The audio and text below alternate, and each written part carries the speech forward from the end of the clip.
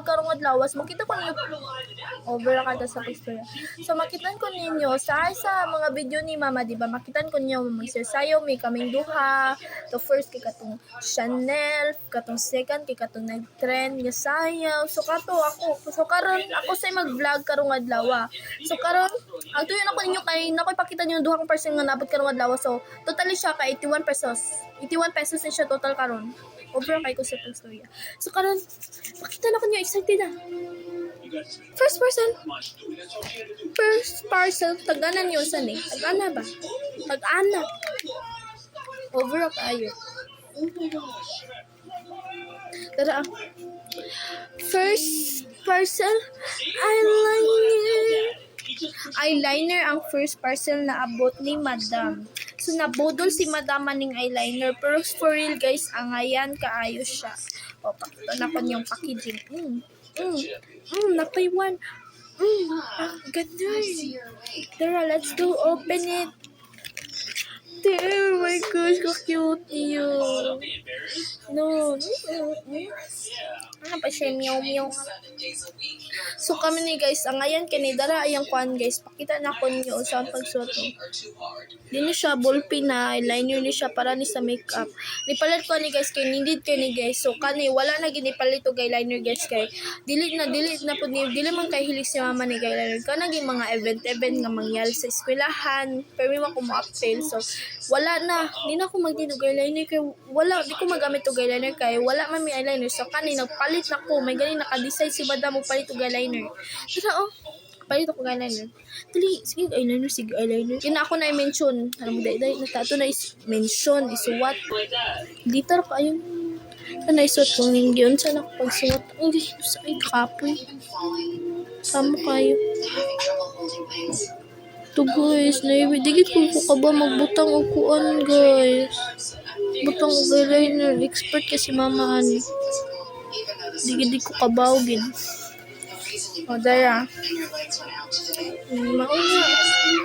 Pikas. Si Pikas na po. Saba po. Gawas, oy. Awa na lang. Maldita ra kay si Madam do. Ay, nagbati na lang noon, guys. Ay, sa ako sa tarungon. Mauna lang na yung pansin na hindi ko ba mabutag ko eyeliner sa mata. So na lang yung pansin na magyapan ako yung panatagal kaya yapon ko yung makeup. So nilig lang makeup basta na mga iba na mauna lang araw mo sa makeup. So dara eyeliner 27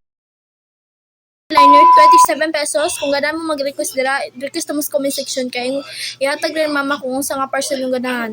Dali na, next parcel na ta. Araw madali. Dali si Madam Tarot sa next parcel. Second parcel. Kani. Naibong na mo ano na yung anak mata. Basing namin napansin niyo na ano. Kasi napabudol si Mama. Nabudol si Madam ani guys. Nabudol si Madam aning eyelashes. Nabudol si Ma'am aning eyelashes with no need glue. Pakita na ko ninyo proof nga no need glue gini siya as in. Suko lagi kaday. Tara, ito na. Kita na ako ninyo. Araw na. Wala na dugay-dugay. Sino dugay na mo dira. Dara. Oh guys, no need glue na guys. Sa ako na nagipakita ninyo. No need glue. Oh, nananay glue dira. Oh, nananay glue, di ba? Guys, no need na gini siya kaayo guys. Sa mga estudyante dira, mga graduate na tanyo, pwede nyo sulubo. Normal na kani sa mata. Oh, dili man sa mata. Oh, dira. Oh, naman na yung mga line choices dira sa shop sa seller ani. So ang ayan kayo effective, no need glue. Una sa gamiton niyo kay magbutang sa mong mascara nya sunod aron mo pilit nya sunod ibutang dai ninyo ang eyelashes. So ano ko ninyo. Tara. 54 pesos with eyelashes with no need glue. 27 pesos with eyeliner with meow. Tara. Guys, palitan mo dira guys. Pag-request mo sa comment section guys. Request mo sa comment section. 81 pesos ra ni sila tanan. Di ba? Pila na lang mabilin siya. Napay mabilin siya yung kwarta. O makapalit pa mo ana sa Shopee guys. Makapalit pa mo ana. Pili ko pa mo guys. So, kung ganahan mo mag-request, request na mo sa comment section. 27 pesos, 54 pesos, balik. 27 pesos, 54 pesos, total 81 pesos. So that's all.